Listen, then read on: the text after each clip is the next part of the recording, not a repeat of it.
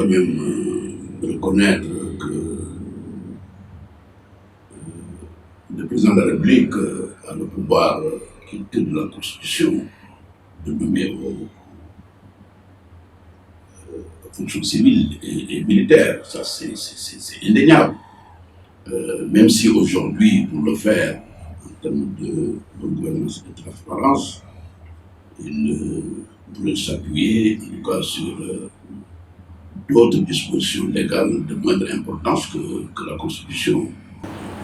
Ce qui est aujourd'hui indéniable, c'est qu'il a le pouvoir de nommer aux fonctions civiles et militaires. Ça, il tient de la Constitution, ça. Et cela est valable pour l'inspection générale d'État. Même dans la loi 2011-14 de juillet 2011 qui abroge et remplace la loi de 2005 dont on a parlé, le président a la possibilité de nommer autour extérieur. La première condition, c'est l'enquête de moralité approfondie. Mais il y a d'autres conditions également posées par la loi. C'est qu'il ait au minimum 15 ans d'expérience dans ce domaine, hein, dans ses fonctions comme fonctionnaire. Il y a qu'il soit également de la hiérarchie A1 ou A spécial. Il y a le concours professionnel et il y a le concours direct. Et le concours professionnel est ouvert aux fonctionnaires.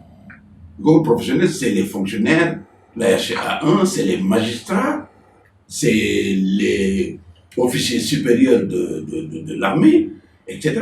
Et il y a le concours direct. Le concours direct, c'est les universitaires, c'est ceux qui sont titulaires d'un doctorat en droit ou en sciences économiques, les ingénieurs docteurs, comme on dit, etc., etc. Donc il y a les concours, il y a ces deux concours-là. De tout l'extérieur, le président a la possibilité de nommer à hauteur de 2/5 de l'effectif des inspecteurs généraux d'État. Constaté ces temps dernier, il y a eu un départ extrêmement important à la retraite des inspecteurs généraux d'État. Et c'est là où, à mon avis, à mon sens, le vérificateur général du Sénégal devrait, je ne sais pas s'il l'a fait ou non, en tout cas, devrait informer le président sur les profils qui intéresseraient l'inspection générale d'État. Ça, c'est extrêmement important. Un inspecteur général d'État ne doit pas faire de politique, il n'est même pas éligible. Ça, c'est la loi, c'est le statut des fonctionnaires, c'est le statut des IGE, c'est la loi de 2011. Il est inéligible. Tant qu'il est en fonction, il ne peut pas faire de la politique, il est inéligible. Mais quand il est en détachement, il peut faire de la politique. Quand il est en détachement, ce n'est pas une contrainte. Quand il est à la retraite, il peut en faire. Comme vous savez, j'en ai fait.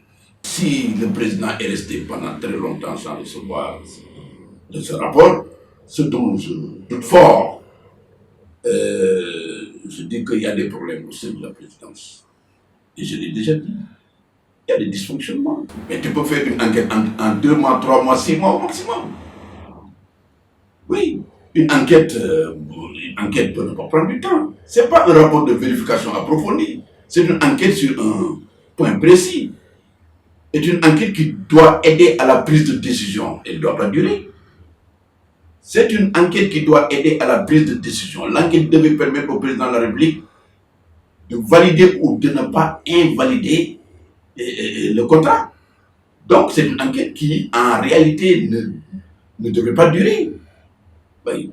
Maintenant, quand quelqu'un dit que je n'ai pas reçu, mais tu ne peux pas lui dire que forcément tu l'as reçu. Mais je dis que si on affirme que ce rapport-là n'est pas parvenu, c'est extrêmement grave en termes d'efficacité pour cette administration-là.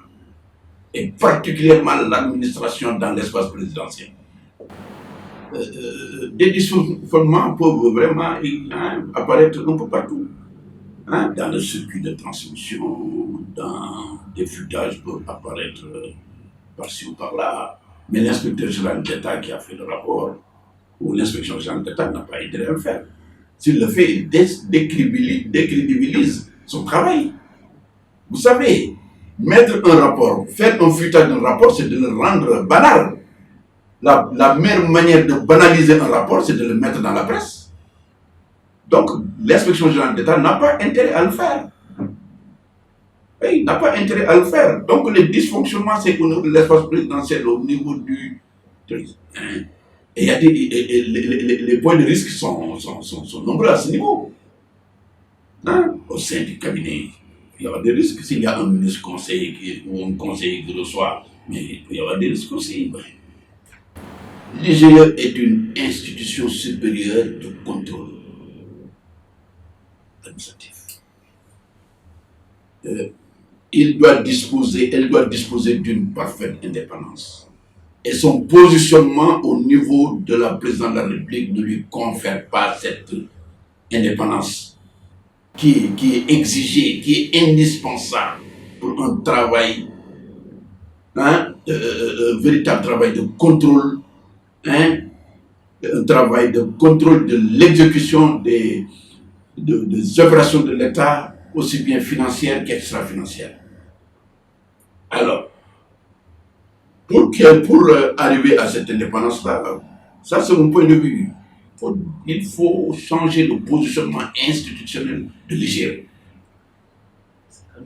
C'est-à-dire le déplacer de la sphère présidentielle. Il ne dépend plus de la présidence. Mais le président, le président,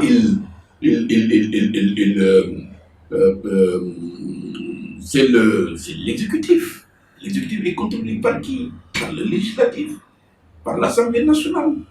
On aurait pu délocaliser, comme ça, c'est le cas dans certains pays, mais d'obédience anglo-saxonne, on aurait pu déplacer le vérificateur général, en tout cas l'inspection générale d'État vers l'Assemblée nationale. Mais encore faudrait-il qu'on ait une Assemblée nationale libre,